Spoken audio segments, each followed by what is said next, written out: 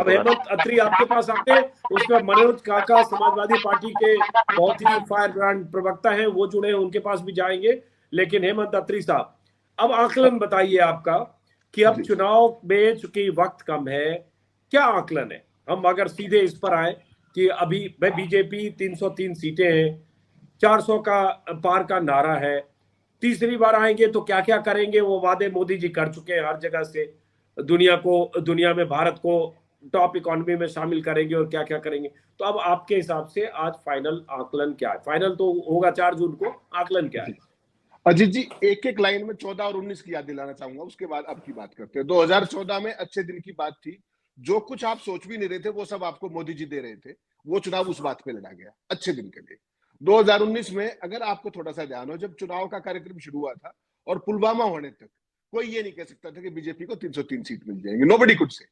और आज की तारीख में आप बिल्कुल प्लेनली सोचिए, विदाउट दिस और दैट, राम मंदिर कितनी बड़ी इवेंट की गई, वर्ल्ड की सबसे बड़ी इवेंट की गई। उसके बाद जो भारत रत्न के तरीके चला गया, उसके बाद जो अपोजिशन के साथ जो कुछ किया गया, लगातार जो कुछ होता गया है, एक बात बड़ी साफ है अजीत जी कि बहुत जबरदस्त डेस्पिरेशन है, एक बात माननी पड़ेगी, और वो डेस्पिरेशन बीजेपी के अंदर है। और अब जब ये इलेक्टोरल बॉन्ड आ गए हैं तो अब उनके ऊपर खतरा भी मंडरा रहा है।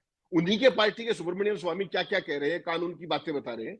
मेरा ये व्यक्तिगत तौर पर माना है अजीत जी, हिंदुस्तान में कहां कहां सीटें घटेंगी बीजेपी की, वो तो मैं और आप अभी बता सकते हैं, पहले भी चर्चा हुई इस पे। देखिए महाराष्ट्र 100%, कारण बताता हूं आपको, बीएमसी का चुनाव नहीं हो रहा 1.5 साल से, अपनी सरकार है इनकी, जैसे भी तोड़ फोड़ के बनाई है। बीएमसी जो मुंबई महानगर पालिका का जो वो है, नगर निगम का, उसका जो बजट है कई स्टेट से बड़ा है हमारे हिंदुस्तान में, इतना बड़ी नगर पालिका है वो, उसका चुनाव नहीं करा पाया अपनी सरकार होते हुए। एक बिहार के अंदर जो आपने तेजस्वी का जन समर्थन देखा है, जिस तरीके का जो ये यात्रा को मिला है, वो कांग्रेस नहीं है, वो तेजस्वी है। और वहां के लोगों के अंदर एक बड़ी टीस ये है, देखिए यूथ डिसाइड करता है, आप तो खुद बिहार से हैं, उसके बारे में मेरा बात करना, लेकिन चूंकि इशारा एक बात, यूथ के साथ जिस तरीके का तेजस्वी का कनेक्ट बन रहा है, और उसी यूथ के सहारे मोदी जी का काम चलता है। और उनको नया ऑफर करने के लिए मोदी के पास 10 साल के बाद भी कुछ नहीं है। मोदी जी किस बात पे वोट मांग रहे हैं? 370 पे, राम मंदिर पे, फलां पे। 10 साल के बाद तो आपको अपनी अचीवमेंट्स पे वोट मांगना चाहिए था। बिहार को छोड़ दीजिए, बिहार में नीतीश की क्रेडिबिलिटी खुद की बहुत डाउन है। झारखंड में आपको क्या लगता है, हेमंत सोरेन की गिरफ्तारी के बाद बीजेपी को फायदा होगा या नुकसान होगा? They will be on a losing spree. उसके बाद आप चलिए, कर्नाटक के अंदर कितनी सीटें कम होंगी? ये सारी वो स्टेट्स हैं, हरियाणा के अंदर कितनी सीटें कम होंगी? ये सारी वो स्टेट तो मैं और आप बात कर रहे हैं जहां पे घटेंगी। बढ़ेगी कौन सी, मुझे एक स्टेट बता दे कोई भी साथी। बढ़ने वाली कोई स्टेट नहीं दिख रही है जी जी। नहीं, उनका तो राजस्थान, बीजेपी नेताओं को लग रहा है कि यूपी में भी बढ़ेगी सीटें, उनकी 2014 वाली स्थिति हो सकती है। 62 सीटें हैं, हो सकता है 70 पार, 72, 71, 73 कुछ हो जाए, ऐसा उनको लगता है। अजीत जी जब भाजपा 80 पार कहती है ना, 75 पार कहती है, तो उनकी 40 सीट आती है। ये उनका एक स्टैंडर्ड पैटर्न है कि 370 का हुआ खड़ा कर दो। और आज सुबह मैंने आपको कुछ भेजा था जिसमें वो बताया गया था बड़ी लफाजी कि अगर हमें 400 से ऊपर सीट मिल गई तो हम ये कर देंगे। ये काम शुरू कर दिया इन लोगों ने। तो सवाल ये है कि इस देश के जो लोग हैं ना, इस बार खासतौर पे जो मोदी का माहौल बना था, वो बना था यूथ से। यूथ की जो आज दुर्गति है पूरे देश में, वो किसी यूपी में क्रांति होगी क्या? बिहार में तो फिर भी कुछ रोजगार मिल गए, जो भी तेजस्वी कारण है जिस भी। तो कुल मिलाकर के जो आज स्थिति है, जहां जहां सीटें कम होंगी, वो तो मैं और आप सारे कह सकते हैं। बढ़ेगी कहां, वो एक स्टेट नहीं बता पा रहा कोई। तो देखिए, राजनीति तो गणित का है ना, सब आंकड़ों का खेल है। तो उस आंकड़ों के हिसाब से भारतीय जनता पार्टी एक छद्म वातावरण तैयार कर रही है। हकीकत में मुझे जो आज की स्थिति है, देखिए पिछली बार भी पुलवामा ने सारी गड़बड़ कर दी थी, उसके बाद देश का माहौल ही पलट गया और वोटें बरसी थी बीजेपी पे। आज की तारीख में जब हम आज बात कर रहे हैं, मुझे नहीं पता अगले 68 दिन में क्या होगा। आज की तारीख में मुझे व्यक्तिगत तौर पे भारतीय जनता पार्टी अजीत जी 225 से एक भी सीट ऊपर नहीं दिखती। लेकिन अच्छा, उसमें तो ये है आप कि अब कल, एक मिनट अब कल यहाँ क्या काउंटर होगा, करते हैं, क्योंकि कल क्या आपने होगा मैं कहा और आप आज की, हाँ ठीक है, आज की तारीख में हेमंत अत्री आप बोल रहे हैं कि 225 से एक सीट ज्यादा आपको नहीं दिखती है। आज की तारीख में अगर देखें, 303 सीटें बीजेपी को है, 400 का उनका नारा है, 400 पार का। तो आप जो ये 75 और 3 78 सीटें, 75 भी मान लेते हैं, ये 75 सीटें कहां से, किन राज्यों से माइनस कर रहे हैं हेमंत अत्री? बिल्कुल जरा सही, आधार बहुत अच्छा बताइए। सवाल, बिल्कुल हाँ, सही सवाल है सर आपका। कम से कम 20 सीट स्टेट अवे महाराष्ट्र में जाएंगी, 20। क्योंकि आपने जो ये कहाँ भी सहूलियत एक का एक सेकंड, कहां से 20 सीट महाराष्ट्र में? मतलब बीजेपी क्या 2 सीट आएगी बीजेपी को? कैसे महाराष्ट्र में सर 20 सीट महाराष्ट्र स्टेट नहीं, है? नहीं, मैं एनडीए की बात कर रहा हूँ। आई एम नहीं, टॉकिंग ऑफ हम मैं एनडीए। एनडीए की बात है। देखिए, एक बात जान लीजिए, ये एक असेसमेंट बहुत गलत होता है जब एनडीए और बीजेपी को लोग मिला देते हैं। हम 303 पर बात कर रहे हैं, एनडीए तो फिर 335 पर बात होगा। 303 में से अगर महाराष्ट्र में एनडीए मतलब बीजेपी की कितनी सीटें कम होगी, उस पर बात करिए। 23 सीटें बीजेपी जीती थी महाराष्ट्र में। मैं जो बात कह रहा हूँ आपको, देखिए महाराष्ट्र एक ओवरऑल स्टेट है, वहां पे दोनों अलायंस है, इनका भी अलायंस है, उनका भी अलायंस है। इनके अलायंस को जो पिछली बार 42 सीट्स मिली थी, उस सीट से वो अलायंस इस बार नीचे घट के उस पर 20 आएगा। मेरा कहने का मतलब ये कि इनका अभी तक का भी अलायंस पूरा नहीं हुआ। जो बीजेपी की आप बात करते हैं, वो फिर अपने को पूरा चार्ट लेके बैठना पड़ेगा कि भाई कहां कहां क्या क्या है। अभी तो उनका अलायंस नहीं हुआ। लेकिन अभी तो हम 303 की बात कर रहे हैं ना। देखिए, हम एनडीए की अभी बात ही नहीं कर रहे। 272 का आंकड़ा है। पिछली बार भी बहुमत अकेले दम पर बीजेपी को आया 2014 में, और उसके बाद अपने नंबर को बढ़ाकर बीजेपी इस बार मतलब 2019 में 303 लाई। तो हम तो उस 303 पर बात कर रहे हैं कि 303 में बीजेपी को महाराष्ट्र से 23 सीट मिली। तो आपके हिसाब से महाराष्ट्र में बीजेपी को कम हो रही है 5, 7, 10 कितनी? कम से कम 10 सीटें बीजेपी लूज करेगी। चलिए, आप बाकी राज्यों में आइए, कहां आपको लगता है ऐसे ही? बाकी राज्यों में? बिहार से आप है, आपकी अथॉरिटी को मैं चैलेंज नहीं कर रहा, लेकिन बिहार के अंदर जो नीतीश का क्रेडिबिलिटी और फेस लॉस हुआ है, जिस तरीके से तेजस्वी का ग्राफ बढ़ा है, मुझे लगता है जो इन दोनों का जो पिछली बार लगभग क्लीन स्वीप की स्थिति थी, उसमें भी महाराष्ट्र वाली ही स्थिति है।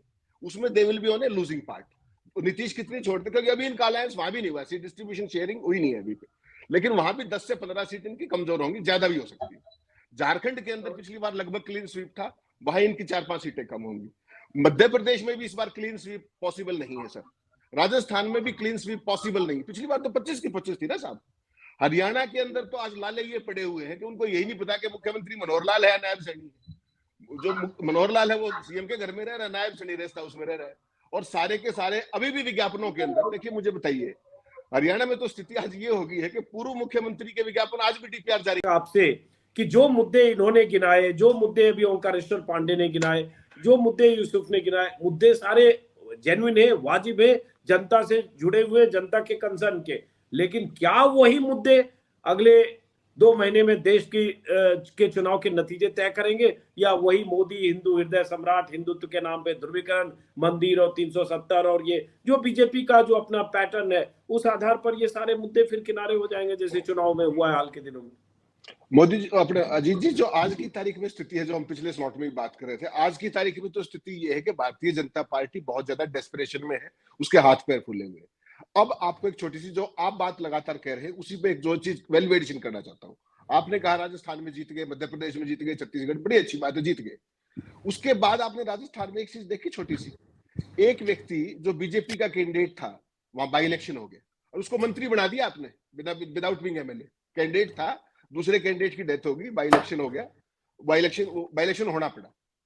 आम चुनाव विधानसभा के बाद 1 महीने 1.5 महीने के अंदर चुनाव हुआ और बीजेपी बुरे तरीके से हार गई मंत्री होते हुए। केवल आपने उसका अर्थ निकालिए बिटवीन द लाइंस क्या साहब।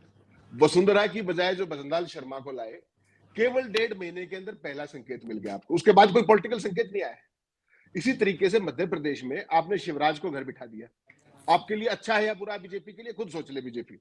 छत्तीसगढ़ में रमन सिंह जैसा व्यक्ति जो 15 साल रहा, वो उस टाइम कुछ नहीं बोला, कोई भी शांत बैठे। अरे उतना दूर क्यों जा रहे हैं? अभी तो आपके हरियाणा में अभी एक दिन पहले मोदी जी ने खट्टर को दोस्त और स्कूटर और सब उनसे दोस्ती गिनाया, अगले दिन हटा दिया। तो उनका अपना है। और यहाँ आपके पास कमलनाथ है जो कुछ भी बोलते रहते हैं और उसके बाद भी कुछ बिगड़ता नहीं लगा लेते हैं। 2 साल 3 साल तक 4 साल तक गहलोत और सचिन पायलट लड़ते रहे, तो वो कहेंगे हमारे यहाँ पार्टी नेतृत्व तो ऐसा है जो फैसला कर लेता है कि पर्ची से हम मुख्यमंत्री बनाएंगे जिसको। अब अजीत जी, एक जो महत्वपूर्ण सवाल आप सबसे ज्यादा करें ना, यूपी का जो बार बार आप फोकस करते हैं। हाँ। एक चीज तो आप सारे, में एक सवाल छोड़ के जा रहा हूं आप सबके बीच में, आप सारे वरिष्ठ प्रबुद्ध साथी, जब आपने शिवराज के साथ यह हाल कर दिया, जब वसुंधरा के साथ यह हाल कर दिया, जब रमन सिंह को घर बिठा दिया, जब अपने सबसे प्रिय मित्र को घर बिठा दिया, जिसके साथ दरी पे सोते थे, बाइक पे घूमते थे, तो क्या आपको लगता है कि जो बाबा बैठे हैं योगी आदित्यनाथ, उनको ये अंदाजा नहीं है कि ये तीसरी बार आई तो तुम्हारा क्या होगा?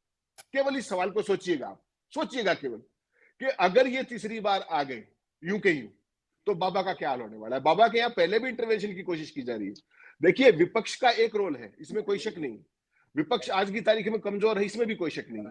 विपक्ष का नैरेटिव आज की तारीख में दिखाया नहीं जाता, ये भी ठीक बात है। एकता भी नहीं है, सारे सवाल आपके वाजिब है। लेकिन मैं आपको एक बात कह रहा हूँ कि अगर बाबा को ये लग गया कि जो उन 3 के साथ हुआ है, क्योंकि वो तो बाबा से भी सीनियर थे, तीनों सीनियर थे बाबा से, उनका जब ये हासिल कर सकते हैं दिल्ली, जो गुजरात लॉबी है, तो केवल एक जवाब देख लीजिए कि 62 से कहां जाके नीचे गिरेंगे। नहीं दत्री, आपके हिसाब से चूंकि आज तारीखों का ऐलान हुआ है हेमंत साहब, तो सबकी दिलचस्पी यही होगी कि जो चुनौती 4 महीने या 6 महीने या 8 महीने पहले दिख रही थी, जब मंच पर 26 दलों के नेता, 11 मुख्यमंत्री, ममता बनर्जी से लेकर केजरीवाल से लेकर नीतीश कुमार तक स्थितियां बदली, तो क्या आज चुनौती किस शक्ल में आपको दिखती है? क्योंकि अब तो वक्त ही नहीं बचा, 32 दिन बाद पहले दौर का इलेक्शन हो जाएगा, 33 दिन बाद।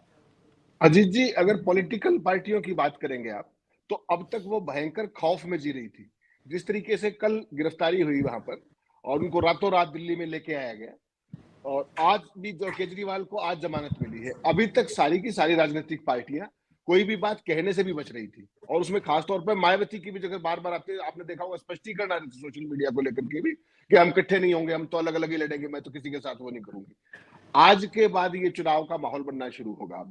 अब बहुत सारे राजनीतिक दलों को ये लगता है कि आचार संहिता लग गई, शायद एजेंसियां थोड़ी सी रेस्ट पे चली जाए। मुझे नहीं लगता ऐसा, पॉलिटिकल पार्टियों को लगता है। मुझे तो ये लगता है कि 24/7 into these 68 days also they will be on hyper action, जहां तक इसका सवाल है। जो चुनाव कार्यक्रम की बात आपने की, जो आज चुनाव कार्यक्रम घोषित हुआ है, क्योंकि मैंने चुनाव आयोग बहुत समय तक कवर किया है, आप जानते हैं, इसमें एक जो सबसे निराशाजनक बात है वो जरूर बतानी चाहिए आपके दर्शकों को, और वो ये है कि सब कुछ होते हुए भी जम्मू कश्मीर का विधानसभा का चुनाव नहीं कराया गया। कश्मीर वहां पर भी मांग की गई और यहाँ भी मांग की गई लगातार। और कितना लेम एक्सक्यूज है जी, जो देश एक चुनाव की बात करता है, लोकसभा, विधानसभा, जिला परिषद, नगर पालिका, नगर निगम, सारे चुनाव जो देश जिसकी पूर्व राष्ट्रपति की अध्यक्षता में कमेटी बनवा कर ये सब करते हैं, वो देश एक राज्य में चुनाव नहीं करवा पा रहा। और चुनाव आयुक्त जो बोल रहे थे, जिस तरीके का जवाब दे रहे थे, मुझे तो बड़ी निराशा हुई। आपने उनका बहाना सुना क्या है? लेकिन सुनिए, मैं उससे क्या ना, हमारा इशू जो है ना वो डेविएट करेगा, फिर जम्मू कश्मीर, वहां प्रदर्शन भी चल रहा है, लद्दाख, वो हम वहां चले जाएंगे। अभी हम थोड़ा इस पर कन्फाइंड रहना चाहते हैं अत्री साहब, वक्त कम है, इसलिए मैं जरा इस पर कन्फाइंड रहना चाहता हूँ। लार्जर लोकसभा चुनाव 543 सीटें, नहीं, मैं सिर्फ इसी पर डाला आपके नोटिस में कि ये भी एक बात हुई है। उसके अलावा सर, जो पूरे के पूरे हालात है आज देश के, एक चीज तो बड़ी तय है, जो आपने एक बहुत अद्भुत बात कही कि पिछले 6 महीने में जो माहौल बना था, वो माहौल लगातार दिख ऐसा रहा है कि नीचे आ रहा है। वो सच बात भी है, अपेरेंटली ऐसा ही दिखता है। उसका कारण क्या है कि मीडिया की चूड़ी और टाइट कर दी गई कि विपक्ष को दिखाना ही नहीं है, चाहे कुछ भी कर ले कोई। कल राहुल गांधी ने, अरे भाई साहब, विपक्ष की कोई साझा रैलियां नहीं हो रही है। विपक्ष से नीतीश कुमार पलटी मार के उधर चले गए। ममता बनर्जी का हम 42 पर लड़ेंगे। अधीर रंजन चौधरी ममता बनर्जी के खिलाफ बयान दे रहे हैं। ममता बनर्जी अधीर रंजन के खिलाफ इरफान पठान के भाई को जाकर चुनाव मैदान में उतार रही है। तो इसमें मीडिया क्या करेगा? मीडिया जीतेगा चुनाव या विपक्ष लड़ेगा चुनाव? मैं ये कह रहा हूं, जो आप ये सवाल करें, ये सारा जो चीजें थी ना, वो सारे खौफ के कारण, तमाम कारणों के कारण था। चुनाव का माहौल आज से बिल्डअप होना शुरू हुआ एक्चुअल मायने में। देखिए, वहां पर जो आप कश्मीर, उसमें चल केरल देखिए आप, वहां भी तो लेफ्ट और ये सारे आपस में गालियां ही देते हैं हमेशा। लेकिन जब दिल्ली की बात आएगी तो इकट्ठे होंगे, कैसे होंगे तब की बात है। ऐसे ही तृणमूल की बात है, ऐसे ही तमाम राज्यों की बात है।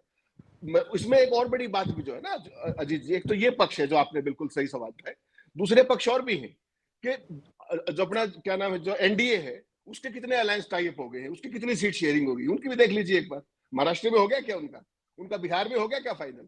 सब तरह की दिक्कतें सबके साथ है, किसी की चर्चा हो जाती है, किसी की नहीं होती।